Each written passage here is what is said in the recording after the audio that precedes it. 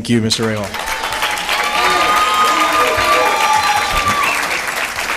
These questions were selected entirely at random, and it's strange that it would come out this way, but some believe that the Colonial Intermodal Center holds the future to the city of Bluefield.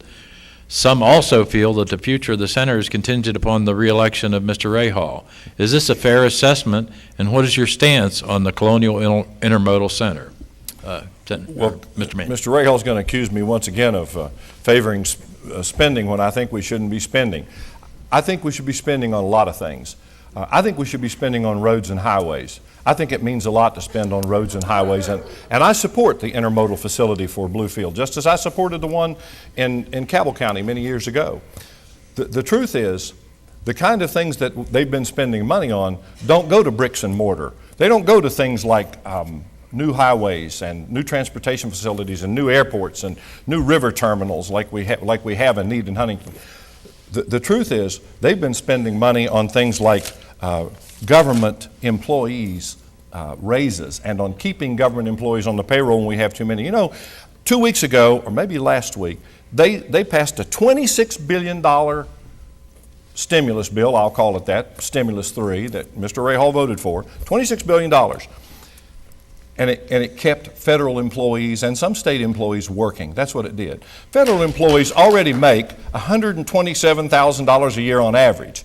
And we're going to pass tax dollars so that you and I can subsidize those jobs. That's wrong. We need to be doing things like the intermodal facility. I strongly support it for this area. I strongly support the construction of roads and highways. We need to stop stealing from the Federal Highway Trust Fund. We need to leave that money in place. We need to make sure we have the money we need to build the roads, and not just in southern West Virginia. We need to build Corridor H, and we need to finish Corridor H. And we need to build roads all over the state, and we need to take the tolls off the road here, or put them on some road up north instead. Thank you, Mr. Maynard. Your 1 minute rebuttal, Mr. Rahall. I support very strongly the Colonial Intermodal facility here in Bluefield. I've been involved, had my staff at just about every meeting that the mayor of Bluefield and the city manager have conducted in this regard. We've gotten in the seed money to proceed along this path. I have $13.5 million requested in the Surface Transportation Act I referenced earlier, along with $40 million requested for the King Coal Highway. $60 million for that and $44 million for the Coalfield Expressway. This is an example of what we're trying to do to rejuvenate, reinvigorate, if you will, our downtown areas. We're doing it in Beckley. We've done it successfully in Huntington at Pullman Square. These individuals that are doing these projects are the local people that very much want to see jobs, and more jobs for our people, as I do, and as I did in that last vote to which my opponent just referenced in some out of the ordinary way. But anyway, that's what we need, is jobs for our people. That's what these monies are about. Thank you, Mr. Rahall. Do I get a Yeah. You have 30 seconds for your response. You know, there's ways to spend money and ways to spend money. Money these days in my house is in short supply, and I suspect it is in yours too. And the government needs to be as careful as we are all being today when they spend money. And we shouldn't be spending money on keeping $127,000 a year federal employees in a job when we have twice as many as those people as we need to start with. And the same thing's true with other government employees. Okay, I'm stopped. Thank you. Our broadcast time is winding down, so in the interest of time, we're going to change things up just a little bit. We have one final question before we get to their closing statements. We're going to give each candidate 90 seconds to answer this question. We will start with Mr. Maynard. Experience versus a fresh start. State your claim and explain why your presence in Congress is what West Virginia needs. 90 seconds. Well, Mr. Rahall has been in Congress 34 years. He's a long-time Washington insider. He is a member of the team that is waging the war on coal. Whether you like that or not, the fact is Obama and Pelosi and Lisa Jackson at the EPA, these people who are waging this war on coal are all part of the same party, and they're part of the same administration, and they're part of the same team that Congressman Rahall is on. I won't be a member of that team, ladies and gentlemen. If you send me to Washington, the first thing we'll do is vote to remove Nancy as Speaker of the House. You can be absolutely sure of that.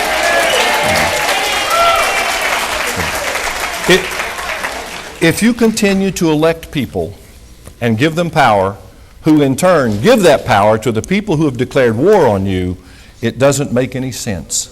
And that's exactly what Congressman Rahall does. If you re-elect him, when he goes back to Washington, the first thing he's going to do next Congress is vote to make Nancy Pelosi Speaker. Ask him that question. That's the first thing he's going to do. The next thing he's going to do is make Waxman head of the Energy Committee, which is really bad for coal. He's one of those people that want to abolish mountaintop removal.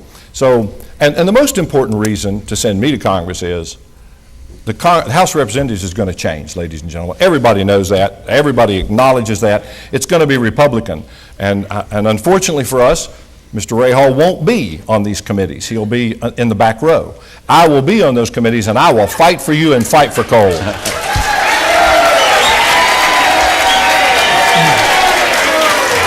Mr. Rahall, you have 90 seconds. 90 seconds. I referenced this before, and I'll reference it again. What I have been able to do over 3 decades in the Congress is forge alliances and partnerships that have worked across party lines. I have been successful regardless of which party is in control in obtaining money for many of the projects and many, many others not discussed here tonight. Yes, my opponent has me in years, but that means he will not gain the seniority that I have gained in the Congress of the United States. I will still have my 2 committees, regardless of who is in control. As I say, I've been on those committees for 34 years. Congress has not always been in one-party control during those 34 years. And I have used those positions to forge alliances and partnerships for our people. Now, I wish I had the power that he attributes to me, to name all these committee chairmen and all that. Boy, do I wish I had that power, but I don't.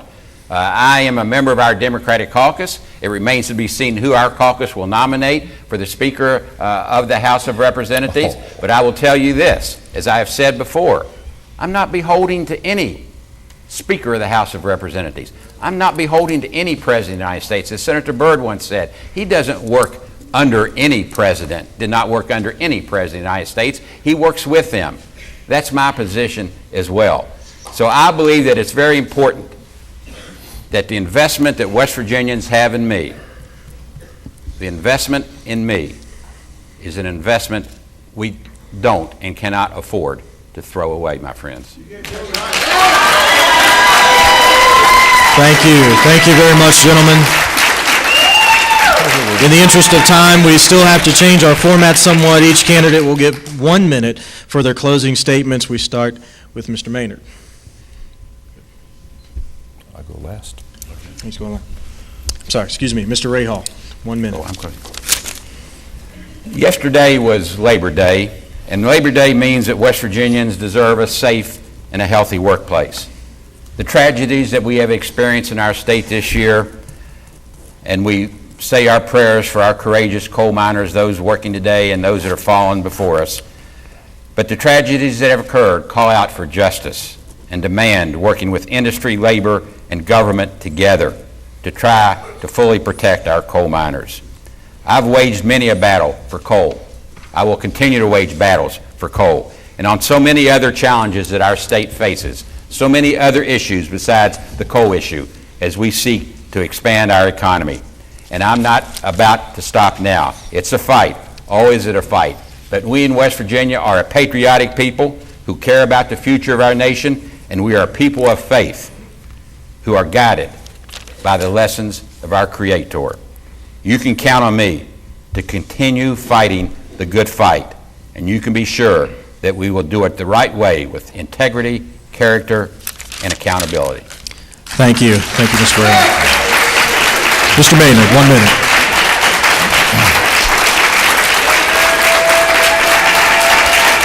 Ladies and gentlemen, please, 1 minute. We have 1 minute, folks.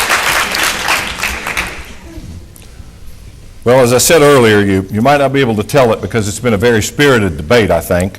But Congressman Rahall and I like each other, but we see things differently. And you have a big choice to make. There is a choice between us. If you like the direction that the government's going in Washington, D.C. today, if you like Obamacare, if you like being $13 trillion in debt, if you like debt to continue to increase and deficits to continue to increase, if that's the direction that you think our country should be headed in, then you probably want to support returning Mr. Rahall to Congress. But if you want to put the brakes on, if you want to stop the obscene spending, if you want to bring responsibility to government, if you want to see real jobs created in the private sector, then you need to send me to Congress. Thank you. Thank you.